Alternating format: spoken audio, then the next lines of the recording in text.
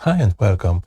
So today it is time to give my thoughts, my impression about the Fabfilter Pro Q4. If you haven't watched my videos, let me just tell you the whole story. So when Fabfilter Pro Q4 was launched, we had the opportunity not to be obliged to buy it directly.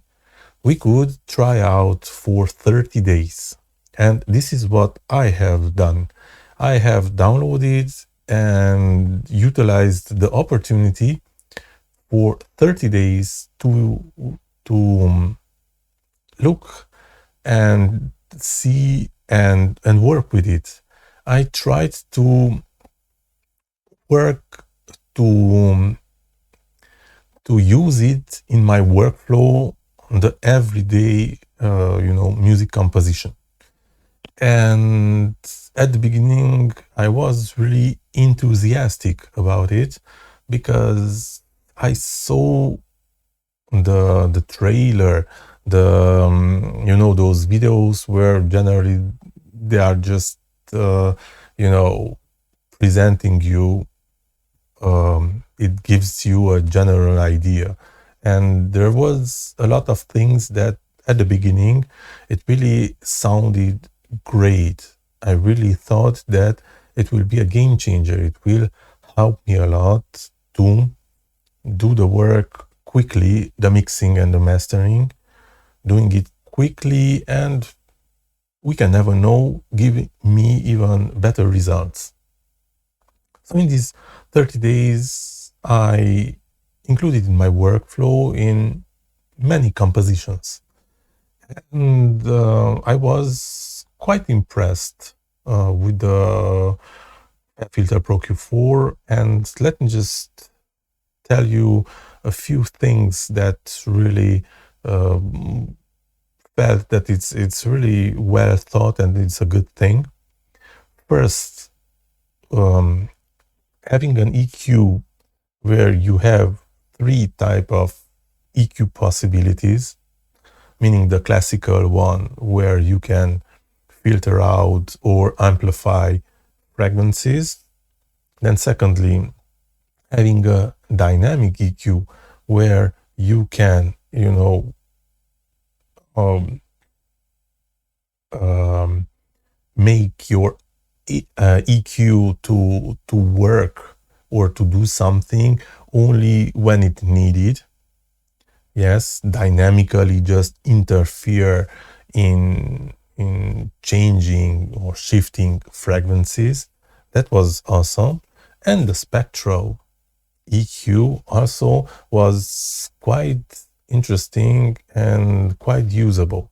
Maybe even dangerous a little bit because I used it maybe abusively a little bit many times uh, in situation where maybe I could have done it with other things, but it was there, so it's very easy. These three things, these three things are really there, and it's just quite easy to work with them. But that's just the basic ones. There are much more other things also in the Fabfilter Pro Q4. Now, the other thing where I was really enthusiastic, it was that possibility of listing all the EQs of each instrument. And I was enthusiastic because it's the same thing about the analog gear, the analog mixing, the table, the mixing table. It is in front of you, and you can see each channels, right? And each channel you can see what you have done in the EQ field. But then the only thing which was weird a little bit is that that's a visual one. So you can say that it's a good thing, or a bad thing. It's a good thing because sometimes it's good to see it visually also. And I thought that that's nice and I will be able to use it. And I really thought that it will give me back those moments when I worked on analog mixing. But finally, realistically speaking, when I worked on compositions, I worked on the mixing, I never used it. I tried out once or twice, but finally never need it. Because if you know what you are doing, you are listening, you don't really need that. I mean, the changes, you are doing it on the way of arriving there when you are listing it. So I personally didn't use it. I tried out the idea of see visually which frequencies are colliding in your track, the instruments that are colliding, and it shows you in red, but finally that collision, it's there, but it's not always affecting your composition or your music or your track.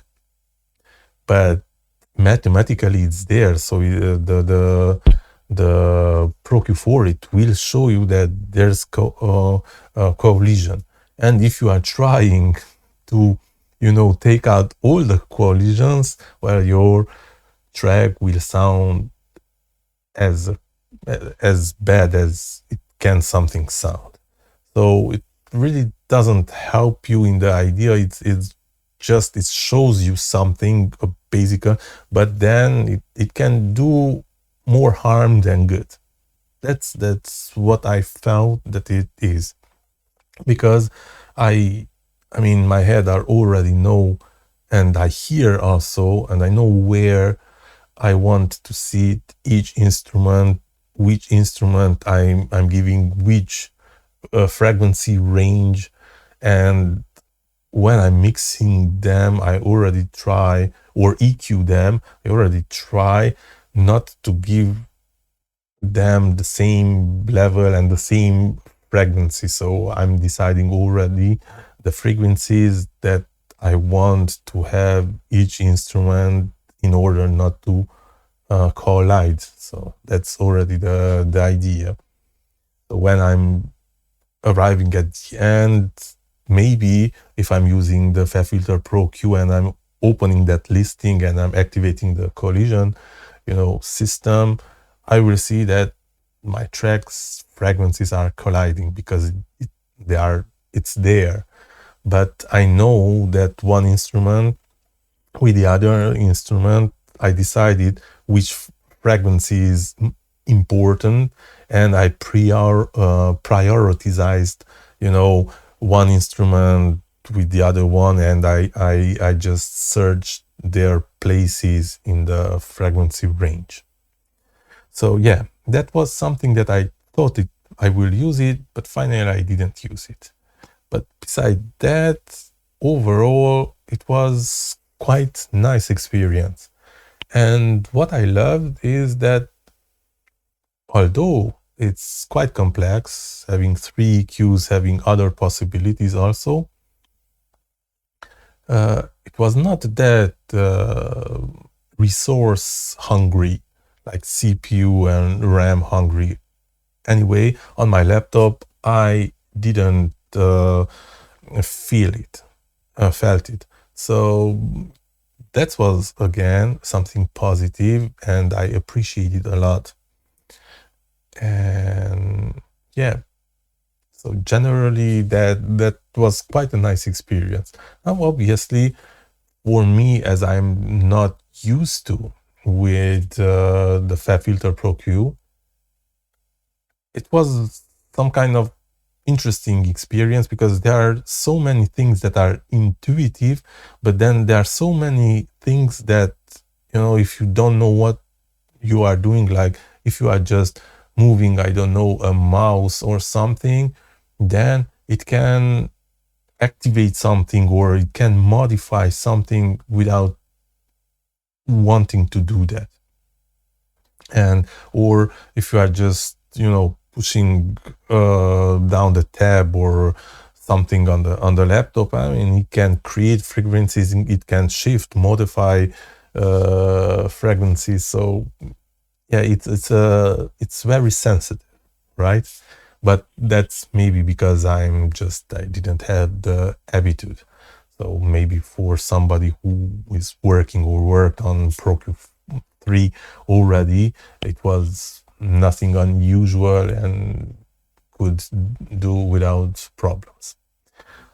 So let me just show you a little bit, the tracks that I worked, what kind of composition that I made.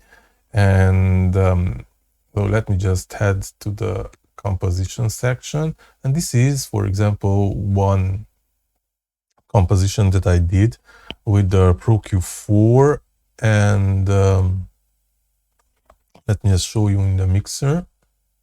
For example, as you can see it on every track, I have put a Pro Q4 for EQing, and even on the auxiliary, so on effect bus channels, I used the Pro Q4, and even at the stereo mix bus also I used the Pro Q4, not as an end, principal user, but as a secondary one, because I used Ozone 10 for finalizing the mixing.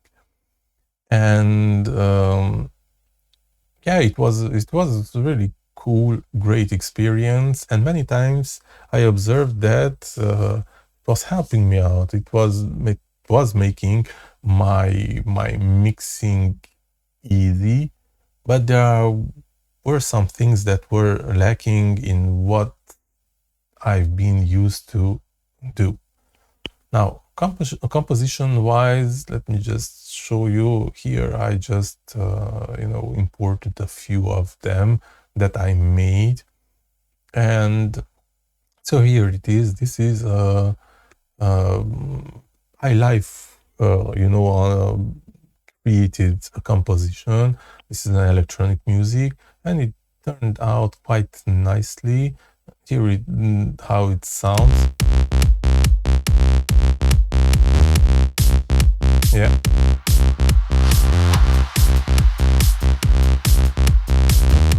Let's just go here.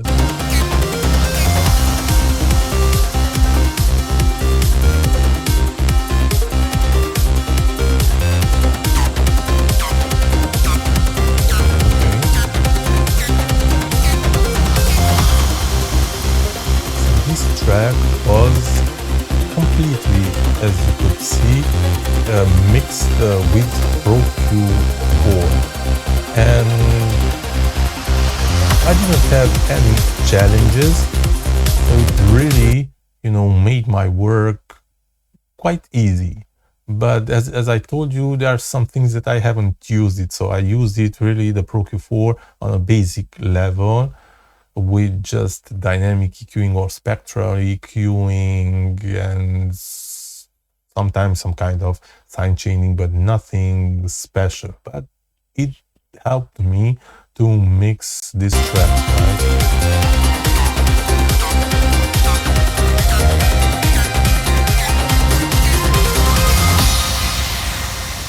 So yes, now another track that because I wanted to try out on different type of music. This was some kind of hip hop thing, and it was the same thing. I used the Pro Q4 to EQ, and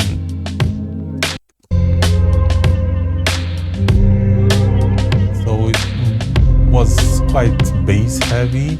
And I really felt that the Pro Q4 is giving me a warm, nice kind of character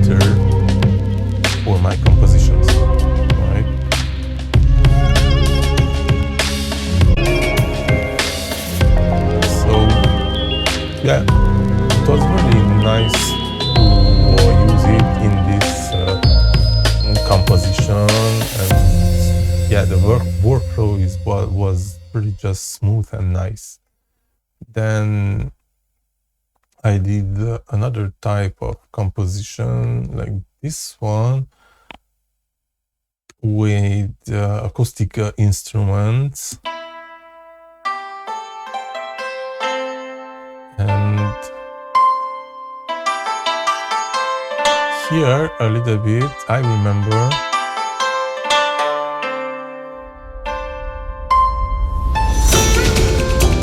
I was a little bit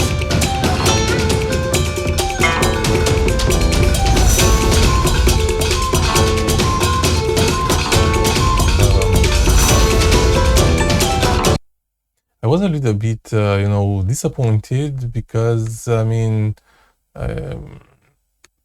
if you saw my videos, you know I am many times I'm using the isotope products, ozone, for example, where I'm using the EQ, but then I have the possibility to create a channel with multiple plugins after for EQ, exciter. So if I want harmonics or something like this, and then I have something that I'm using quite often is the imager. And the imager is just helping me to manipulate, to shift, to control the stereo field. And that is really was really helping me a lot, as in the Fabfilter Pro Q I mean you can do the same mid side EQing, making the low ends mono and something like that, but it's not really working with the stereo, or maybe I just do not realize it in these 30 days and I didn't thought out thoroughly to be able to do the same thing. But I don't think the Fabfilter Pro Q4 is for working with the stereo field also. It's more EQing the stereo field, but not arranging like you can do with the imager from Isotope. So here I did, because I did firstly the mixing with the Pro Q4, and then I did it with the ozone, and I kind of was disappointed. So this was the first composition where I felt that I loved more my mixing and arrangement shaped with ozone, with Isotope products, than with the Fabfilter Pro Q4, but okay, not a big deal. Then I did another composition, and here it's the same thing. So I did, I think, yeah, here is the same thing. So I did the composition. I think I did it with the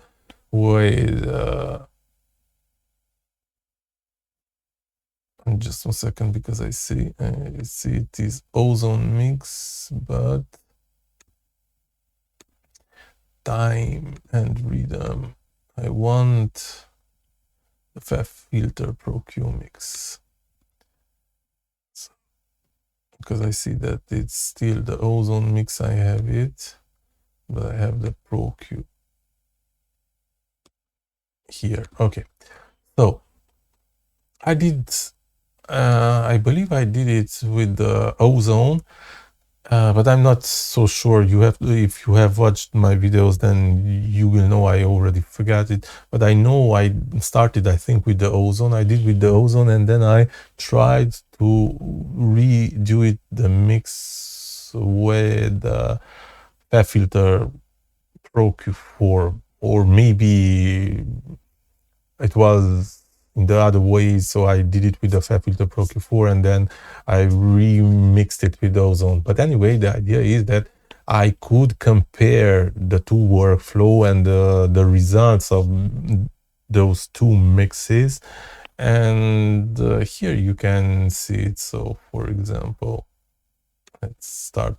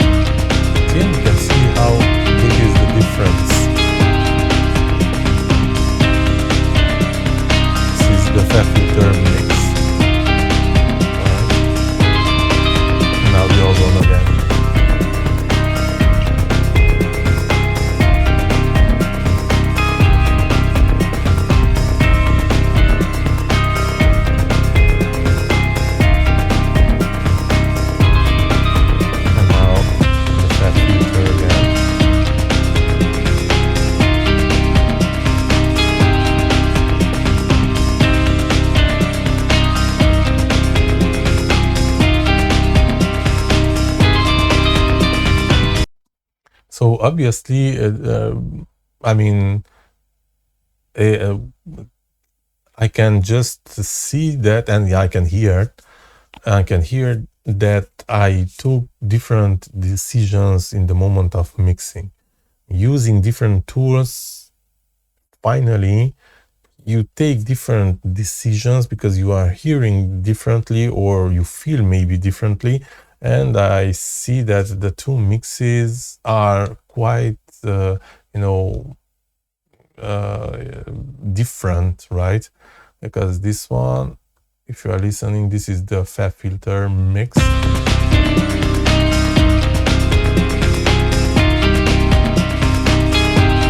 And now it goes on.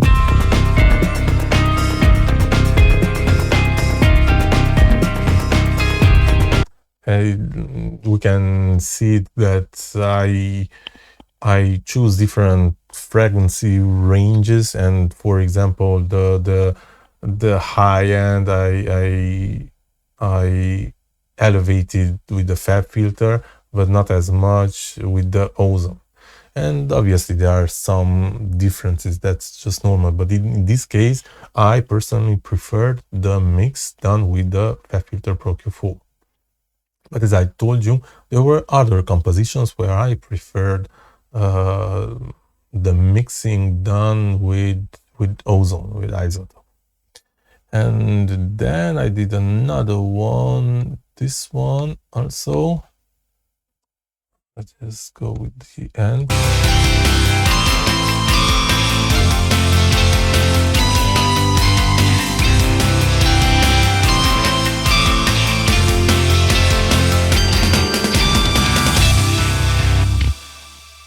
Right, and this one also I did it with the Fabfilter, the mix, and with ozone also. And finally I loved more with the ozone, but maybe, as I told you, it was because of the imager and because of how I'm working and how I'm doing the same time, because in the same time, at the same time, when I'm EQing, I do not do only EQ. So I'm EQing if I feel that it needs. I'm trying to elevate harmonics or cut back harmonics. So I'm using the exciter, for example. Stereo field wise, if an instrument I know that is not in good position, the stereo phase, the polarity is just not correct, I'm correcting it. And then I'm doing, even in the same time, because I can with the isotope ozone, I'm just pulling in a compressor or limiter, that depends on what I need. And this is how I worked, and that's just nice. Now, today I find myself in the situation where, let's say, I could use the Fabfilter for EQing, but I still need the imager, so the isotope. So it's something plus. And I was thinking a lot whether I want something plus in my workflow or not, because the idea was to have less, not plus. So for now, I have decided, because the 30-day period I have ended. I am, it was, I think, yesterday, I was like trying, to do something with the Pro Q4, and I was just, it's rebuilding. So I was just, wanting to do, I had to do some composition. I just wanted to mix with the Pro Q4, and here it is, evaluation period, it's over. So 30 days is passing really quickly. So now the option is just to buy it. And sincerely, I mean, buying it. Where is Pro Q4? I mean, it's 169 euros. I mean, whether I need it or not, for now, I have decided that I will remain at my old workflow, and I will, continue to do my working as usual. Because in fact, when I just my 30 days trial expired, I still had to do a work for a client. So I did it as usual with my workflow, with the isotope ozone, the mixing, and I sent it to my client, and the client was okay, happy with it. It wasn't a problem. So for me, it was more, if I wanted to know if it is helping me out, if it helps me out, like spending less time in mixing. And doesn't really, I mean, it does the same thing. So there are some things that I like. Of course, with the Fabfilter Pro Q4, the character, the warmth that brings naturally to the track. Sometimes it's good, sometimes it's not good. Because just to tell you, I had a composition that I have created. I used the Pro Q4, and when I send it out to a company who is doing finally the mixing, so this was just a pre-mix, it didn't like it how it sounded, so I had to redoing it. They said leave it as natural as you can. So I redid it with the isotope ozone, and then it was fine. So yeah, it has some positive, but some negative things also. Overall, I like it. The fact that I have decided not to buy it yet, it it doesn't have to do really with not being good. The Fabfilter Pro Q4 is just that for me in my workflow, it doesn't. It's not that important. And as I told you, because I'm not used to, sometimes it's just doing things that I don't like when I am in the Pro Q4 and I have all frequencies, and I'm just moving, I'm just moving my mouse and scrolling or something, activating or changing things without wanting. But yeah, that's principally that's a waste time. Then I have to redoing it, and yeah, sometimes I'm wasting my time with that. But I think that's just because I'm not used to. So in time, I think I could easily be familiarized with it and just work with it naturally and easy. But yeah, I thought that this information can be also interesting for those who didn't buy it yet, and I'm one of those who will not buy just right now. And yeah, it was nice to use it for 30 days, but to buy it and include it in my workflow for now, it's not that important. It doesn't change that much, and it doesn't give me free time. It doesn't make my work less work, if I can say it that way. So thank you for watching, and see you in my next video.